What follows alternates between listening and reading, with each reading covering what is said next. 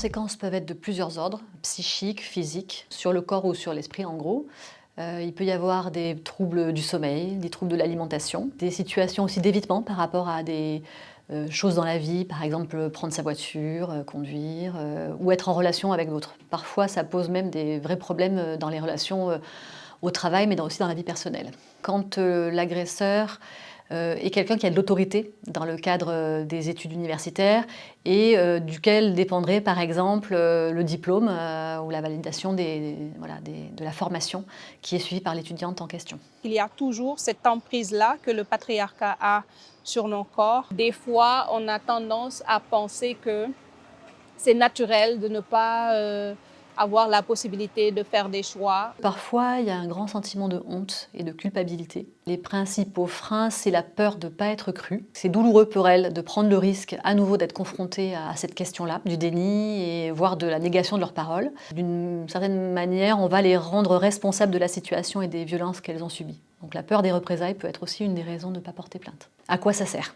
Si je porte plainte, qu'est-ce qui va se passer? Est-ce que vraiment l'agresseur va être condamné? Et on sait que dans la majorité des cas, c'est pas ce qui arrive. On utilise aussi beaucoup le terme de survivante plutôt que le terme de victime parce que ça inscrit en fait les femmes dans un mouvement, dans une dynamique. Être survivante, ça inscrit dans le faire et dans l'agir. Et donc là, on est vraiment dans une démarche transformative. J'utilise la terminologie survivante parce que pour moi, il est nécessaire et important de marquer la résilience des victimes de violences sexuelles et sexistes. Toutes les personnes qui ont été victimes de violences peuvent et doivent avoir recourir à quelqu'un pour les entendre, les écouter. Parce que déjà, rien que pouvoir être cru et entendu et que ta parole soit reçue quelque part, ça a déjà une valeur de réparation. L'art a toujours participé au changement social, à la conscientisation, à tous les niveaux d'engagement.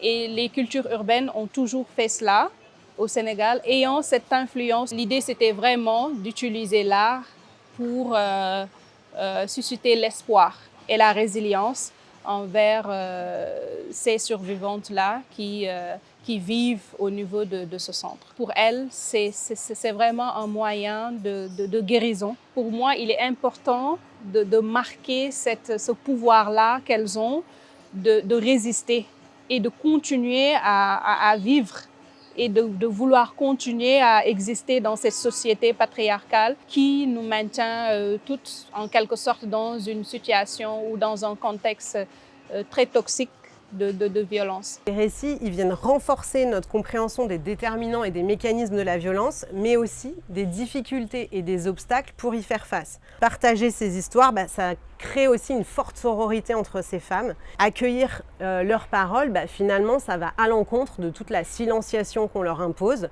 D'autre part, en analysant ces récits de vie, ces savoirs expérientiels, ça va nous permettre aussi d'améliorer la réponse qu'on va apporter aux épreuves vécues par les femmes. Alors le traumatisme vicariant, c'est un traumatisme vécu par les personnes qui accompagnent des victimes.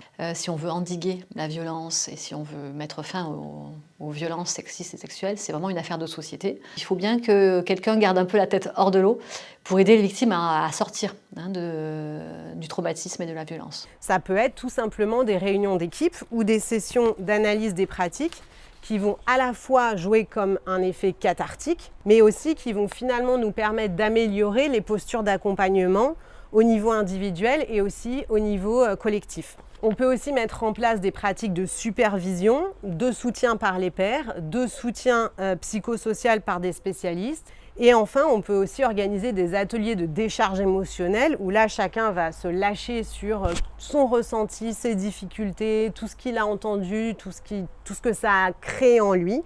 Et éventuellement, ça peut s'accompagner d'exercices anti-stress.